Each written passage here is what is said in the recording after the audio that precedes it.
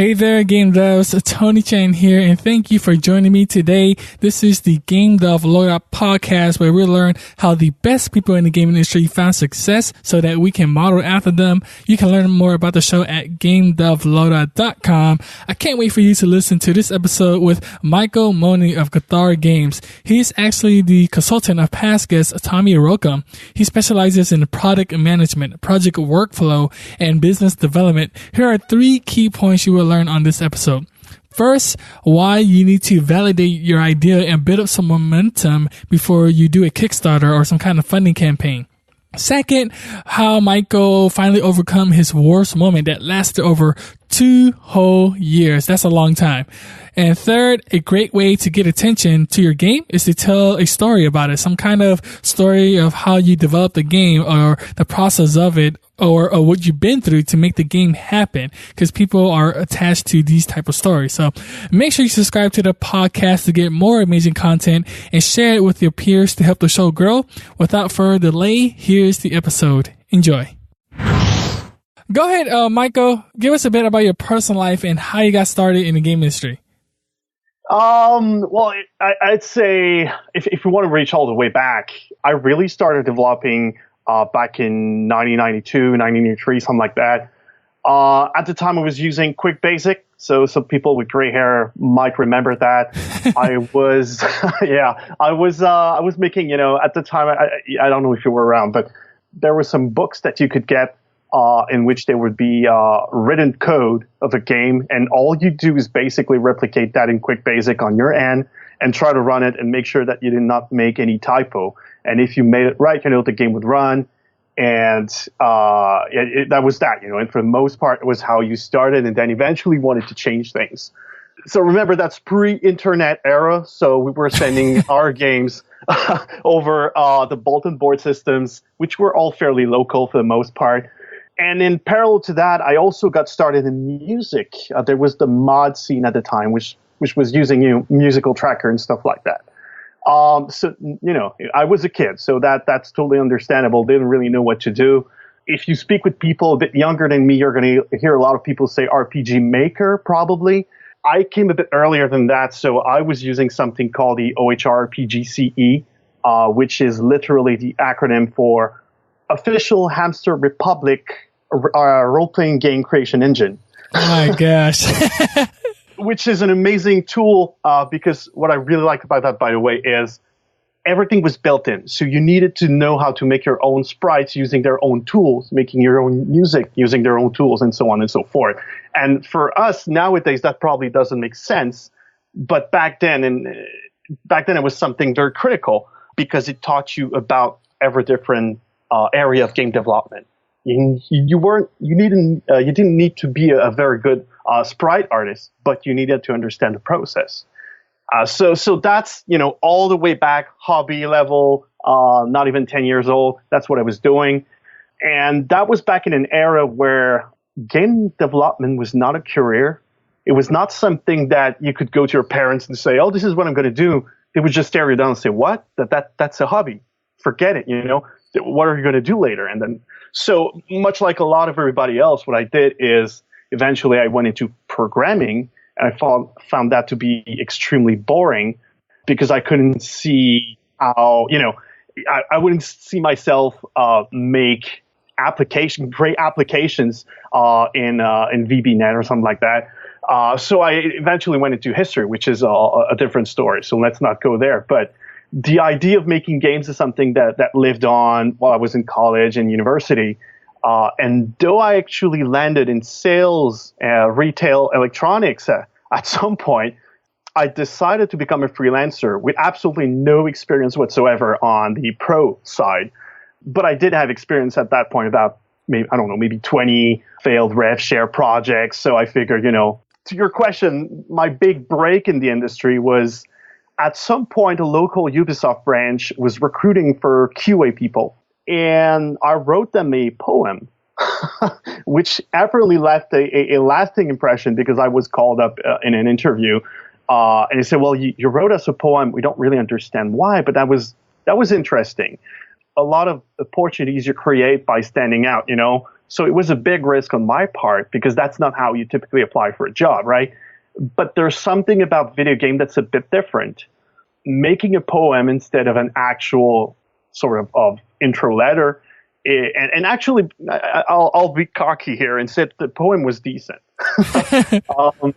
That created an opportunity for me. And that's, a lot of people's first job in the video games is not in an industry giant like Ubisoft. It's typically a much smaller place. So I got to experience very early on the full breadth of publisher level processes.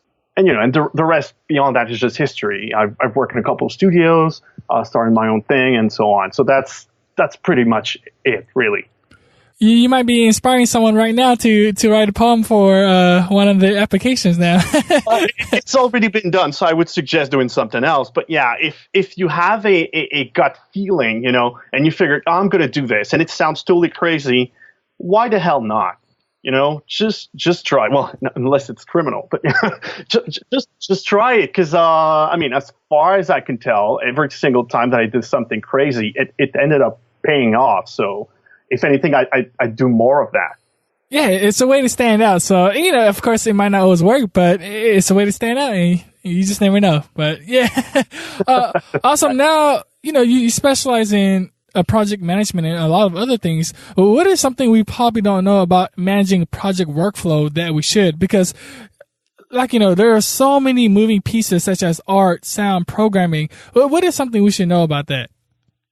The easiest answer is that everyone that's going as an indie typically wants the same thing. They want to do Kickstarter, find a publisher, and then go to Steam.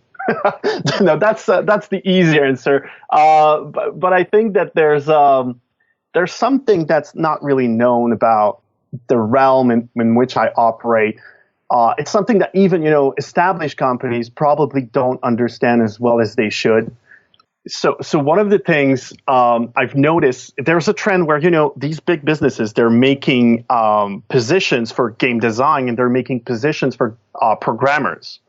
And sometime you're going to see something like a technical designer role. And maybe sometimes you're going to see a gameplay programmer role. But for the most part, these companies don't really have a sense of what they're looking for specifically. They understand that there's something in between, but it's very hard for them to gauge. In my experience, and I'm guessing that's what a lot of people don't actually know, is there's something such as game feel, which is an innate ability that people have that they can groom and grow and learn more about, but it's the ability to look at gameplay from an analytic standpoint. One of my big war horses, if you will, is that I think that there's a very specific type of person that can fit the role of gameplay programmer or technical designer, but it only provided that there's an underlying culture that will accept that. And I feel, a lot of places don't understand or don't see that there's something here that's not covered for by the two typical roles. Yeah, so I'd say that's something that's largely misunderstood or not known about, that there's something here. And a lot of, aspiring indie developers, oftentimes you're going to come across the type of person, kind of like not an idea guy per se, but like the lone wolf developer that has a very holistic vision of what they're trying to do, and they also want to do it, So that thing is something that should be recognized. It's not just you trying to lift the world on top of your shoulders. It's an actual role that I think should be validated, that should exist. And it's something that we're not getting recognition for.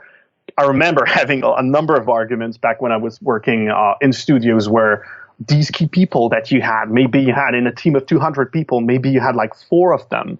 And the role was not entirely official, but that the games that they were working on, there were some kind of a pivot on how the game environment was working. The designer was in touch with them, the programmers were in touch with them, and for some reason, he or she was the person that made it all work together.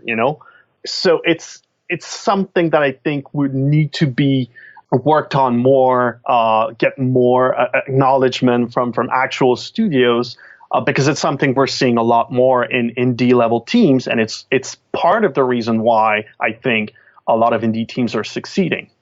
And what's that key role called again? What'd you call it?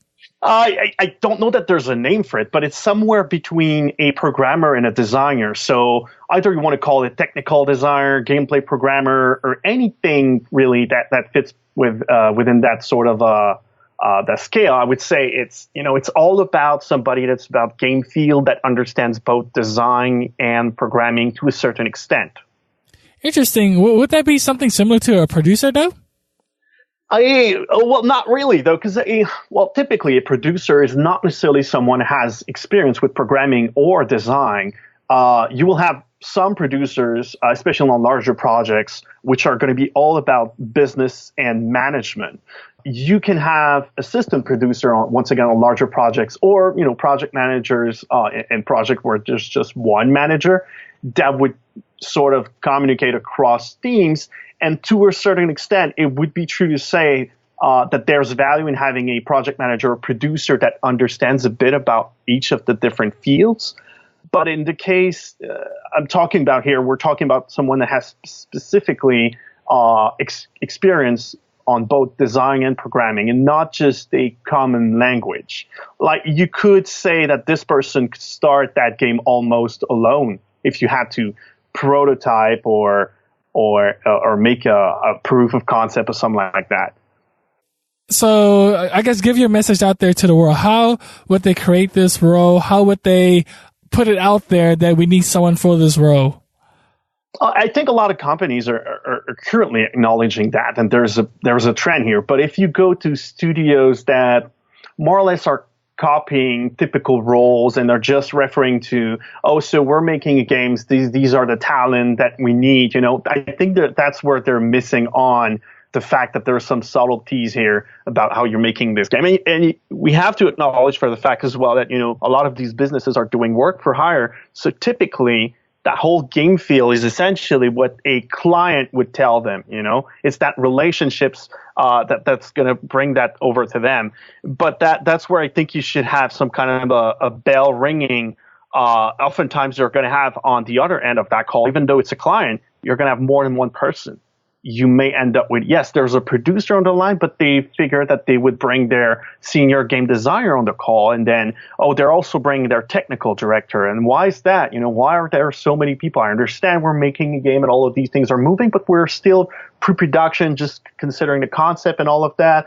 So clearly there's a reason why they feel like they need to field that team. So when you're left to yourself making your own IPs, why is it that you don't necessarily have that structure in place? Why is it that you don't necessarily have someone has game awareness or game feel on the team, and trying to do a very, very small tactical team sort of approach to, okay, how few people can we have in the room to sort of kick off that idea and see where it goes, and just start prototyping and validating ideas and so on.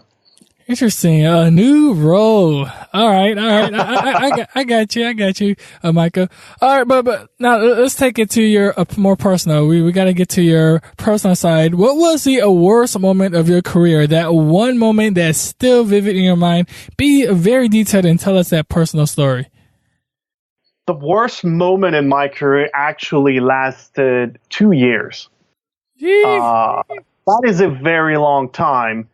There was a point where, I mentioned that earlier. I was working in studios, and at some point I realized, I don't know if I realized that back then, but there was something that was pressing down on me, and I was probably on the verge of depression. I wouldn't know, but there was something that was consistently making me less and less enthusiastic about the work, and I was questioning. There was no specific trigger, really. I would say in hindsight, it was probably the weight of wanting to spin off and do my own thing that was trying, that was starting to really create that sort of kind of mindset or I don't know, that grim period in my life was sort of generated by the fact I feel that I probably wanted to, leave things that I was involved with and just do my own thing. It's very hard, to introspect on that moment, but it was by far the worst moment of my career. And it's not even, it's not that there was a lot of overtime, because I've been through a lot of overtime before, and these things can really drag you on, but it's something that you recover well from. I feel this was something else. This was just, realizing project after project that I was not where I wanted to be. This is not what I wanted to do originally. And, I was not being used to the fullest of my capacity. And there was really no way for the studio to really do that. Yeah, it's like you want to level up. And let me ask you this, because this is targeted for game developers that's probably already working at a well-established company, but like you say, they want to veer off and do something on their own, do something more fulfilling, or just go indie in general. Well, what do you want to make sure they take away from this experience? Because, it is a big leap to leave a stable job and then do something on your own, like freelancing. Yeah, well, what to take away from this? I don't know that this applies universally. I mean, if somebody doesn't necessarily feel that urge, it could be that they're perfectly fine with what they're doing. It could be that they have that dream of making their own thing, but it's not something that's necessarily ruining their experience otherwise.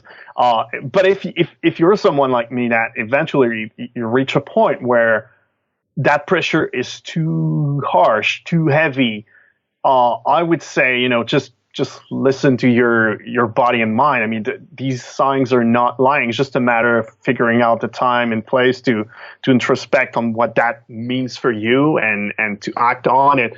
I would say, in my case, it was about, once I realized that, it was about putting myself into as much risk as I could, not in terms of, not health hazards or anything like that, but from a game development standpoint, from working in the industry, was taking the risk that I would not take otherwise, realizing that, if I should get fired or anything, if that would actually be a blessing, that would be, subconsciously a good reason for me to spin off and do my own thing. So let's take advantage of everything else been too quiet to take advantage of before. And that, if this shows me the door, then that's fine. If it brings me new opportunities, then that's also fine. And so moving from that point forward was all about taking all the risks, just making sure that everything paid off and that I learned as much as possible from what I could. I read a quote recently in my 5-minute journal, and it said by Tony Robbins. You know who Tony Robbins is? Like a motivational speaker? Not familiar with him. Well, he got a quote where it says, "Change happens when the pain of staying the same is greater than the pain of change." Mm. You're doing the same thing over and over, and you just have this desire to do something new. And that's when you start taking a risk. That's when you start doing something new, getting uncomfortable. And yeah, I think that's similar to your situation where it's time for a change. Like, you don't want to stay the same no more. This guy's probably much wiser than I am. At that point, I think it's all about just recognizing that fact and dealing with it. Because in my experience, 2 years is a lot of time to figure things out to come to that conclusion. I should have acted much sooner. Awesome. What are bad recommendations do you hear in your profession? Because you were the consultant for Tommy. Give us something that we should avoid. What do I hear a lot? Because, I oftentimes work with people that have received advice before, and they're sort of testing that, and they're telling me what they think their plan is based off of that. There are a few things that I hear that are coming on a recurring basis that always make me cringe. I don't know how unknown that is, but I figured, I might as well mention these because some of these were not bad advice at a point in time, but they might have become because the landscape has changed, if that makes sense. Yeah.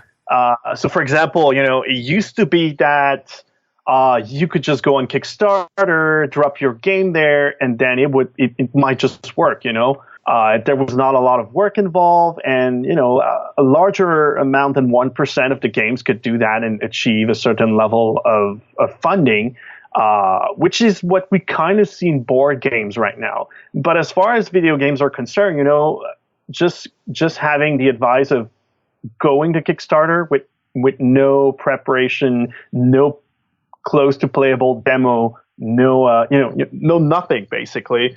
That's just pure suicide at this point. It's Kickstarter is also no longer a viable funding strategy for most games. It is a powerful marketing tool, but it's not.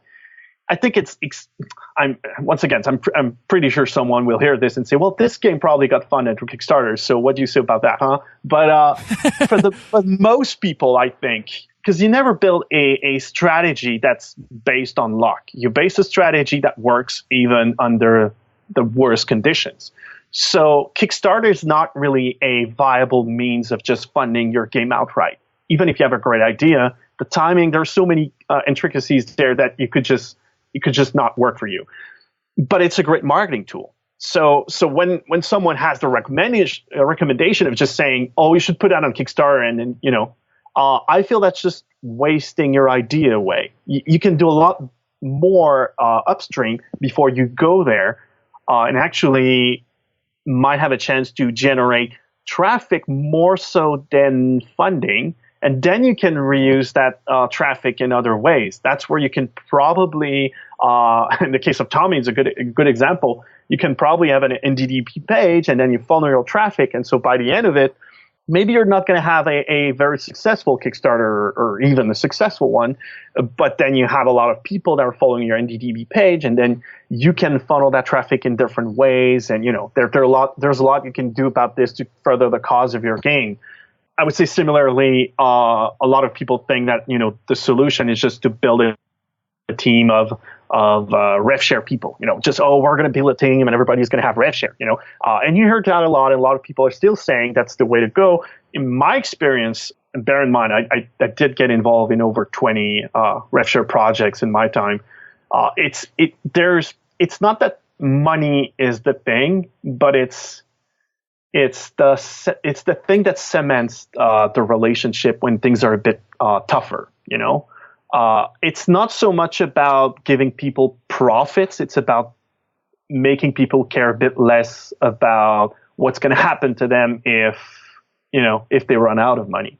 So to me, it's typically a very bad recommendation to just say, build a rev share team and then put it on Kickstarter. To me, that's like a recipe for not completing that project. You're just going to end up as one of these other stories where the game ultimately failed, So yeah, these types of things that we keep hearing a lot about, to me, are a bit damaging. Similar to people are saying, you should not quit your day job to make your game. As someone has done that, I can say that is very, very bad advice. I understand the financial security that this provides, but you can do other stuff. Like you could say, I'm going to quit my day job.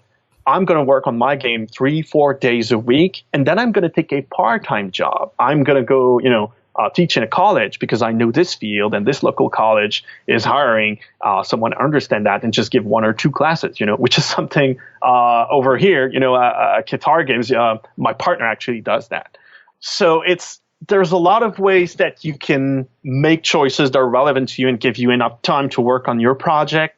Because if you keep your day job, then you're just going to try to keep working on it at night. You're probably going to be tired, and that's just not going to amount to a lot of progress. You might just, make a lot of mistakes as well. To me, that's poor advice. But then again, the counterpart being quit everything now is not good advice either, because it's not really taking into account the person's situation. And I think a lot of that falls down to what's your situation, instead of just giving away, this is how it should be. This is the advice that you should take into consideration, even though I know nothing about your situation. A lot of people have different situations. It's all about dealing with that. And I feel like a lot of people are giving away free advice that's just not grounded in the reality of people. It's all about risking what you can afford to risk.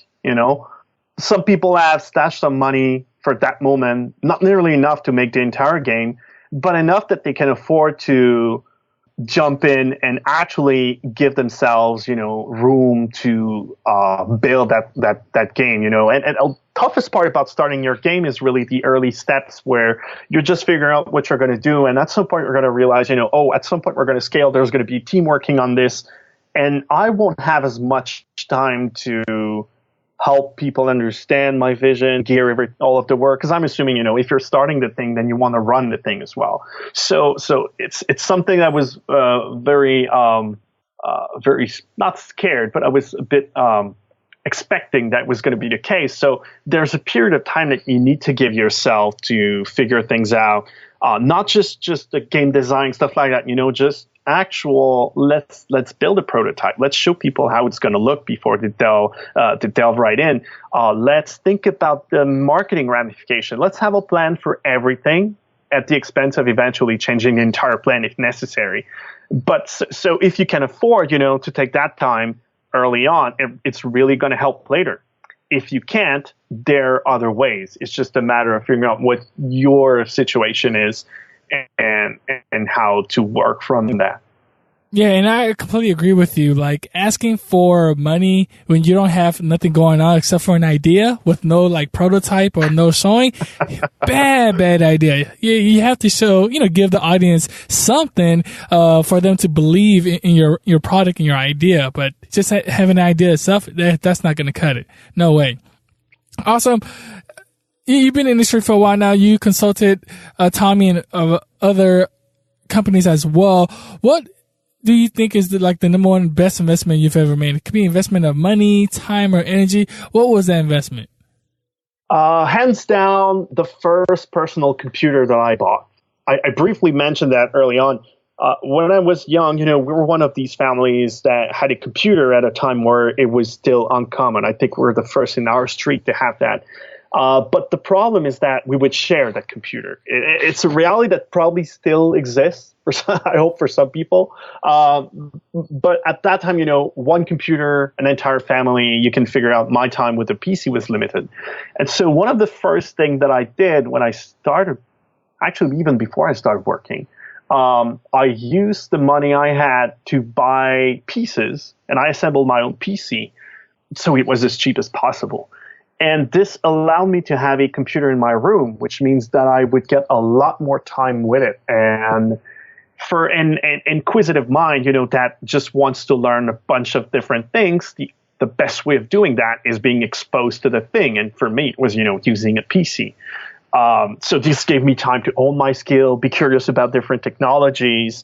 That's really where I started picking up on that OHRPGC thing that I mentioned earlier, brushing up on these musical composition skills, and so on. So hands down, the best investment I ever made was increasing my exposure to the PC by buying my own.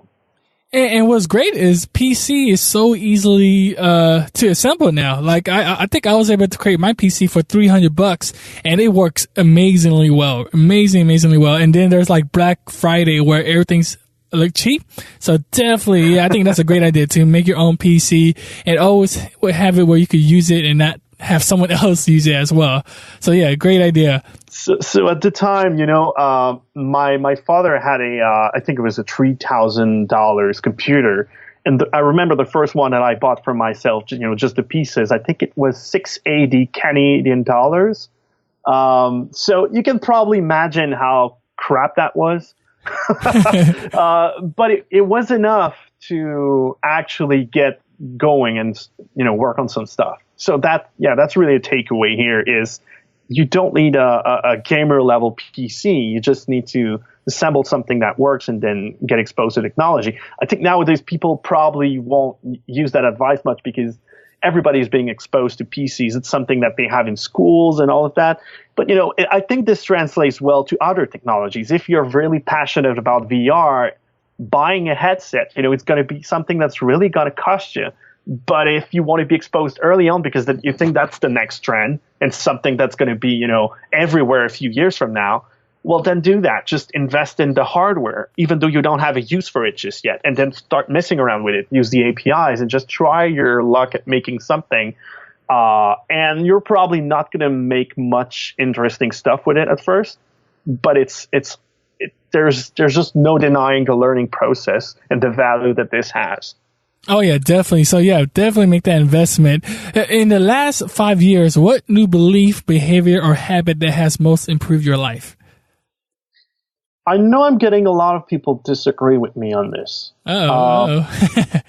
Yeah, I had a conversation very recently about that, in fact. So game developers don't, it's just a bit of a disclaimer. I think a lot of game developers probably don't agree with me. But I think in hindsight, with the experience in my experience at least, I've realized that versatility in general trumps expertise in a work of art product. Let me explain, because that's a bit weird. I think that if given the chance of choosing between a team of 40 people, each of which is an expert at what they do, and a team of 10 jack of all trades that are sufficiently qualified but understand each other's work, you will get a better game by trusting the smaller, more versatile team, even assuming if they actually need an expert, they can actually outsource if necessary. So your core team will probably benefit more from having versatile people that understand more than one thing than having a bunch of experts. This is extremely subjective, but this has not only improved my life, this has improved my understanding of what I do. It's also improved the odds of a lot of people that I've worked with that have actually landed better opportunities as a result. And it has empowered a lot of people that I work with to actually get something started and succeed. So it used to be, and I'm not trying to say something's better than the other in that particular case, but if you're looking at AAA, you're looking at an environment where you have a lot of people that are experts at what they do because they're building a product that requires that. I don't think you can make an Assassin's Creed with a bunch of versatile people because it's a very specific type of game that requires a certain level of mastery that you may not get if you are too versatile. But since we're talking more about, I would say, indie game development, or game development in the AA sphere, I think in that particular setup, you're going to get better results with these sort of overlapping skill set than you would otherwise. So you're saying is to have a lot of different skills in general. That's a good thing, especially if you're indie, which makes sense because most indies, you're going to have to learn how to program or art or do game design, right? Yeah, you don't have to. And I know some indies think that's not a good idea. And they prefer having a team of, I don't know, maybe 12, 15 people to try and replicate a certain level of expertise. I think we agree on the common level that there is some overlap and duties. But I think the place where we disagree is where I find that this is desirable and they feel like this is more a byproduct of being a small team and is sort of a consequence that's not necessarily something that's wanted. I think that it should be wanted. I think that this is where we're actually far more efficient than companies to have a larger overhead. And it's been a big part of the business model that I've established, and it's been proven over and over again in my experience. But then again, this is such a small sample compared to the entire workforce with just a few people here. But yeah, it's a sincere belief. So because the word I think you used was belief. It's a belief. So there's no evidence that supports that beyond my own experience. But as far as I can tell, the improvements related to acting accordingly to that belief are there. It's an assumption when you use a framework like Scrum for development, where one of the flaws that people say about Scrum is that it assumes that everybody can replace everybody else. And typically, if you work in the video game industry, you'll realize that Scrum probably doesn't really apply because you can't replace an artist with a programmer. That's just not going to work. Yeah. So if you're in an environment that's more versatile, maybe you can. Maybe there's a way of picking up on some of the work that the other won't be able to accomplish, and so on and so forth. Maybe there's more of that coming into play. So I'm not saying I'm advocating Scrum in an indie team. That's not what I'm saying, but I'm saying that there's a parallel here that could explain what I'm saying. Gotcha. If you had one opportunity to relay one message to game developers across the globe, what would you say and why? I think that one of the things that we hear a lot, and this is something I'd like to say to everyone, because I feel there's a very large misconception about it's been quoted and requoted and passed around as fact, and I think that's inaccurate, and I think that is very damaging. People are saying that the idea has no value, and I think that's utterly wrong. I don't know if you've heard that before. Yeah, I heard it, yeah. Yeah, okay. So first thing, think of it as this, they're saying everything is in the execution. Now, pick the best team to execute on anything and give them no idea or crappy idea. They're not going to turn up a great game. That's just not going to happen. Similarly, if you have a great idea and you're going to have a pretty bad team try to execute on it, it's still also going to be bad. But that itself does not prove that the idea has no inherent value. If anything, it proves that there seems to be values on both ends of that spectrum. What I think makes more sense is to start from the fact that the idea has some value. We don't know if it's more or less than the execution. It's not even relevant at this point. So if you have an idea and you think that it has value and it has been tested, then maybe you need to learn on how to execute on it, because maybe you can't just entrust strangers to do it. It could be that they're not going to get your idea, which would diminish its inherent value. If they don't understand your vision, then clearly they can't execute on it, even though there may be a great team.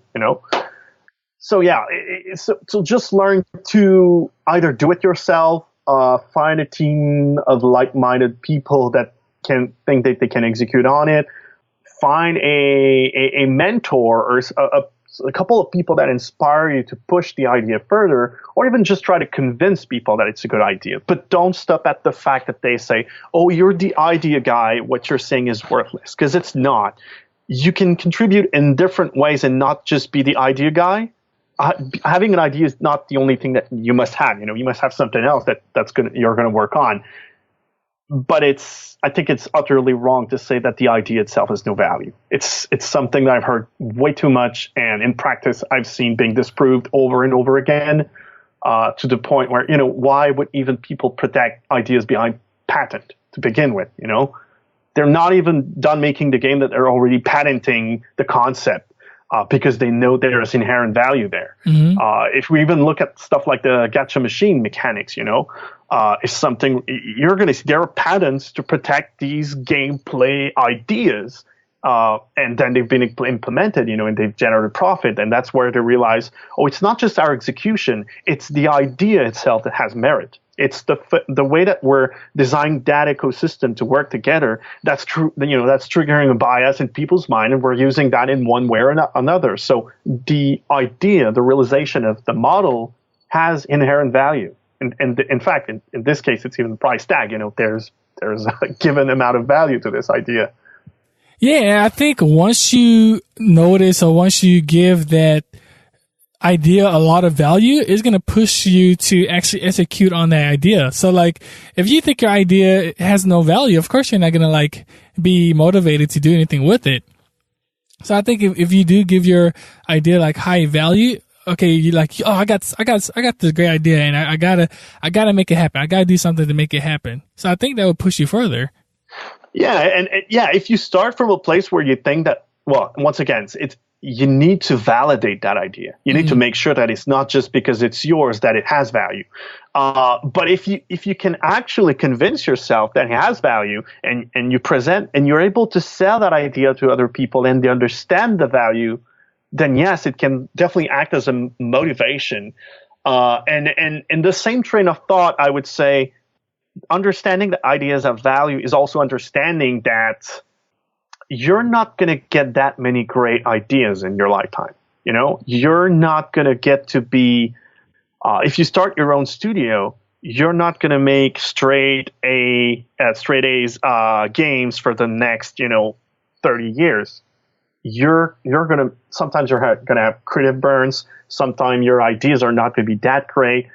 You're going to have to deal with the fact that not every idea that comes out of you is great, but you'll need to recognize when they are, and this is what you need to capitalize on. A big part of being part of game jams, for example, is to put you in an accelerated loop of validating ideas. You have 24 hours, 48 hours, 1 week to make a game, and so you juggle with many ideas, and you pick the one that you think is the best one. You're honing your skill at trying to determine what's the best idea about amongst these, based on this theme or based on that. The idea of game jam is a great way to hone and sharpen your skills in terms of valuing ideas. It's one of the skill sets we don't really talk about, but realizing where value is incredibly useful in our line of business, I would say. Yeah, so validating your idea is one way to see the value of it, for sure. Awesome. Now we have reached the beta phase. I will ask you a rapid fire question so we can get this episode shipped. Are you ready, Michael? Okay, I'll try that. Why do you love being part of the video game industry? Because video games are, I think, the most powerful art form. Because there's this relationship between the developer and player that's sort of asynchronous. It's also symmetrical in that, the developer sends something your way, and the way they're going to experience your feedback is going to be tremendously different from how you receive that game, which is not something you can't really interact with a movie. You're going to see it, and maybe you can write a review for the movie and send an email, but you can't do something in the movie that could potentially have an effect on the developer. So that's something to me it's just the amazing part to me. Yeah, I love their interactivity just with video games. Yeah, there's no other medium like it. What was holding you back in the beginning from joining the game industry? The fear of failing, which probably a lot of people saying that, but I would say that the sense of not knowing why people said it was hard and not seeing it for the most part. I'm not saying making video games is easy. It's not what I'm saying. But being told by a lot of people it was going to be hard, not really seeing the pattern as to what was supposed to be, and realizing that what people said was hard was just hard work. But hard work is a mindset. It's not. It's a system. It's the way that you're going to think. It's not that there's a challenge to overcome. That's something that's beyond our reach. It's just a matter of taking it step by step, like everything else in life. And so for the longest time, I'm talking like maybe 7 years, that I didn't understand what they were saying. And yeah, it was incredibly daunting. It was holding me back from doing a lot of more, like I said, risk-oriented stuff that I should have done earlier had I only known. What's the best piece of advice you've ever received? I don't know that this is a piece of, it was not intended as a piece of advice, but it was, I had said I was quitting the company, and a company. And the person I was talking to said, basically, how do you think you could contribute to our business? Just that open-ended question about, let's forget roles, let's forget what you were doing. What are we doing wrong, and how can you help us fix that? And it helped me reconsider basically the challenges the business was facing under a different light. Because now I could realize, all these things I could actually fix, And instead of just, because you said that earlier in the intro, originally I was a producer. And instead of just wearing that producer hat, I was just wearing no hat whatsoever and just looking at the problems for the first time. And that drastically altered the way that I looked at things. If you didn't have a branded tag saying this is what you're supposed to do here, how would you see things?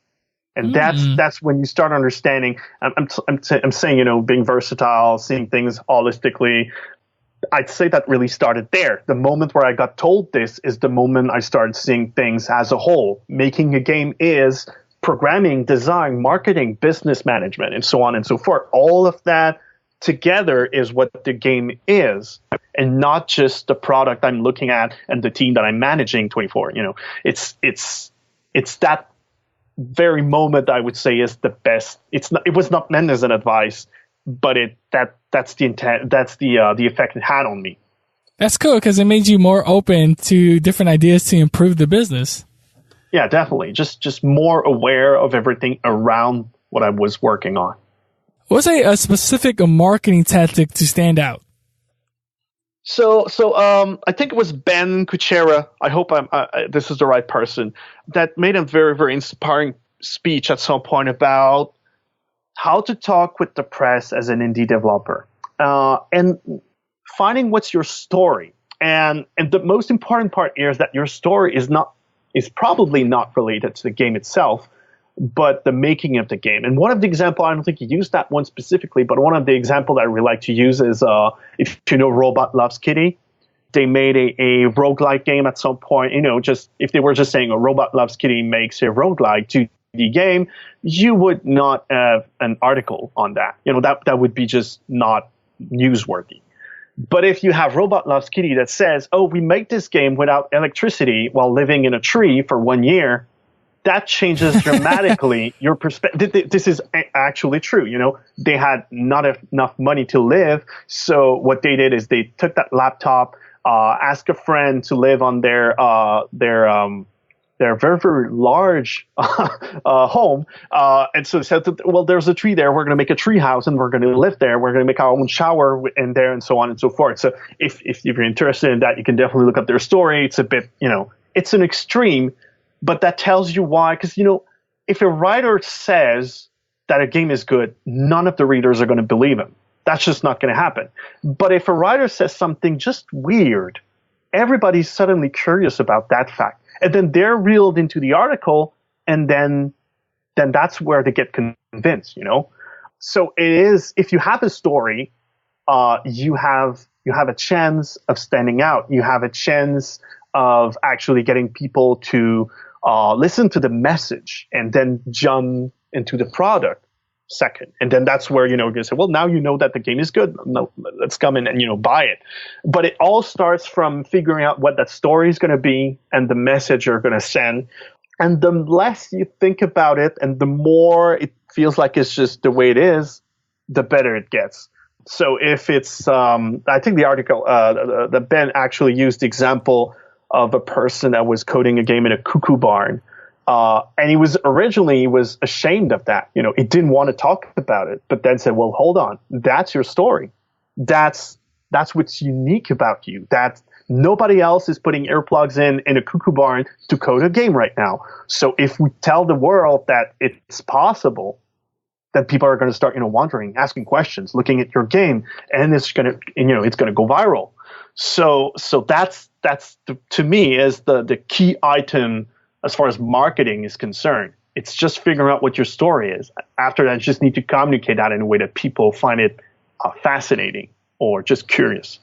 Wow. Well, okay. That advice right there is amazing because, storytelling right there. Yeah, it's gold right there. It's storytelling. Yeah, because a lot of people, they describe in their games in such a generic way, like a top-down shooter that has survival mechanics. But when you add all that story element to it, it just makes it so much interesting. Everything you just talked about, I was just like really interested in hearing more about what happened in the cuckoo house or whatever story you're talking about. That's just so interesting.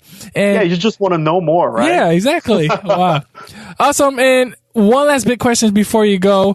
Imagine you woke up in the next morning in a brand new world and you knew no one. You still have all the experience and knowledge you currently have today. Your food and shelter is taken care of and you have a laptop. What would you do step by step on the path to join and become successful in the game industry? So I have a computer. I don't need the money and I know everything that I know today. This is great. Well, where's that world? Honestly, I think it would be about rebuilding the enjoyment for the process. So I would start by making prototypes. I would just, game jam style, one game per day, figuring out, just ideas, mechanics until something sticks. And somewhere down the road, when one of these feels like, well, hold on, you look back to your prototypes as you go, and then at some point you realize one of them, hold on, I can see how this scales, how this is more than a 25 minutes fun minigame, and that's where, I would rebuild, just documentation, figure out a team for this, and just rebuild an actual game. But then you said, maybe I don't have access to a team.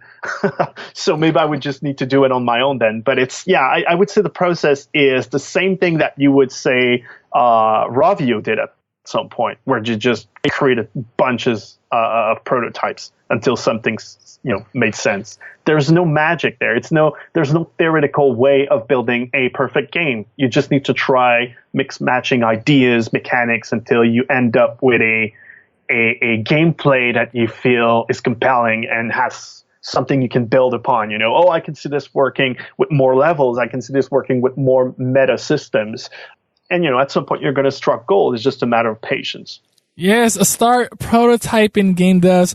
We have reached gold. Tell us how we can connect with you and anything else you want to mention, Michael, and then we'll say goodbye. Well, you can reach out to me through email, social media. I can leave you the links. You might come across me at E3 possibly, depending on when that airs. And, it's just, I'm operating under Cathar Games right now, where I'm a partner, and that's how I got in touch with Tommy. A lot of what we do is consulting. Maybe more than half of what we do is consulting with other indies, just helping them out. So if you come across us, or me, or any other part of the team, just say hi. Don't be shy. We're not dangerous. We're good guys. Michael, it's been a pleasure. Wow, you gave so many great advices today, so I hope Game Devs, you really take action on it. And thank you for sharing your journey with us, and all the best to your work. We will catch you next time. All right, thanks for having me, Tony. Great. I hope you enjoyed the interview with Michael. You can check out his website at cathargames.com. Thanks again to Michael for helping us up. It's so important for us to focus on our strength and not waste time with our weakness. For all these show notes, you can go to GameDevLoadout.com, session 96. That is GameDevLoadout.com, session 96. Thank you all for listening. Make sure you subscribe to the show if you haven't already. Cheers and peace.